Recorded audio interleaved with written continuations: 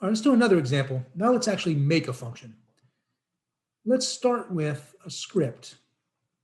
Okay, so there's this other file you can download, coin counter, which is just a script where you put in the number of pennies, nickels, dimes, quarters, and dollars that you have, and it calculates the value of it and just adds up how many total coins you have, and then prints out those two things.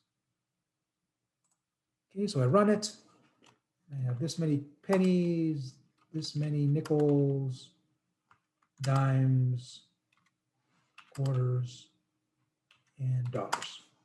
All right, and it says I have 535 coins with a total value of $51.22. Okay.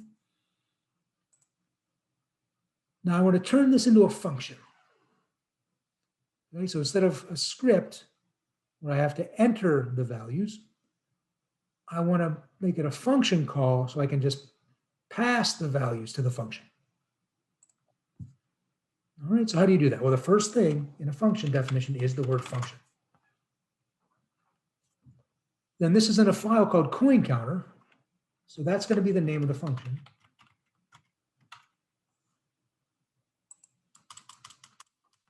But that goes to the right of the equal sign. Then what are the inputs? Well, the inputs are P, N, D, Q, and DL. Because those are the variable names that I'm going to be using here. So that's what I want to use for variable names here.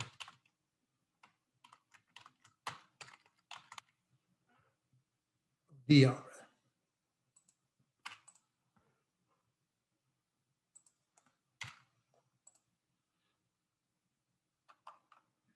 Now you'll notice it's highlighting these.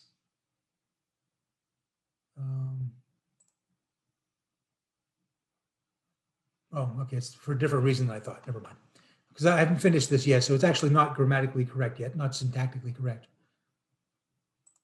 So that's what I'm going to pass to the function. Then it's going to return two things. So instead of just printing them out now, I want the function to return these two values to the caller. And since there are two, I have to put them in brackets. Value count. All right. Okay, now this is what I was starting to say. Notice it's highlighting these. It's saying this argument is unused. Why is it unused? Because I have inputs here. And this is a very common mistake that we see. We passed a set of values to the function.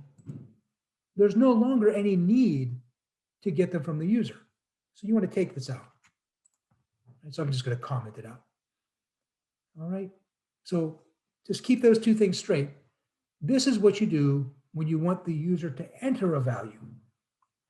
This is what you do when you want to pass a value to a function. Okay. Now this last, and of course the function should always end with end.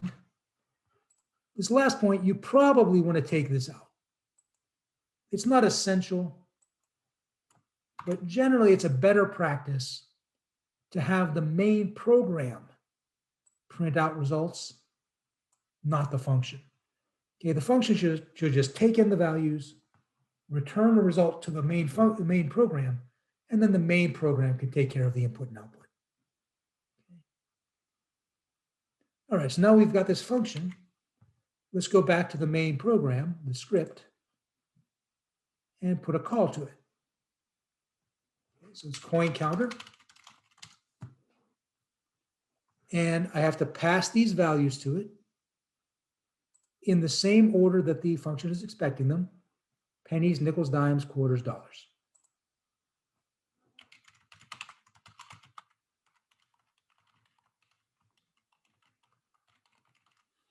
And once again, I'm making the point here. The variable names used by the main program are completely different than the variable names used by the function.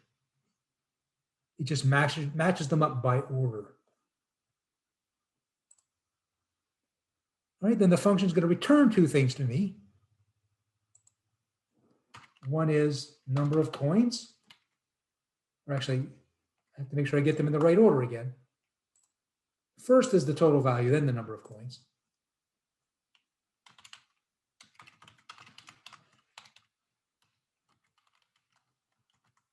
Okay. And since I'm getting two things back from the function, I have two variables and I put them in square brackets.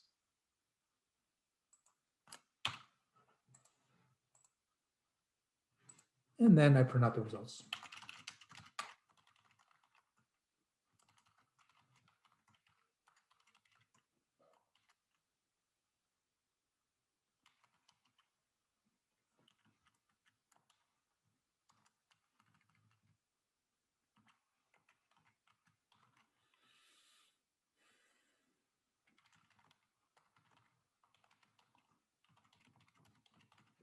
Right.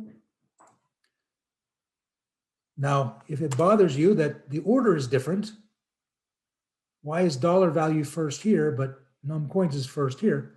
Well, that's just because I'm printing them out in a different order, right? Here I have to put them in the order that I want them to be printed out. And I want it to be, you have so many coins worth so many dollars. Here, I was putting them in the order in which the function is returning them to me. And that's just how the function was defined. And you go look at the function, oh, it's giving me the value first, then the count. Okay, so the dollar value first, then the number of coins. All right, and here I'm just generating the numbers of coins randomly. And I have 342 coins worth $93.67.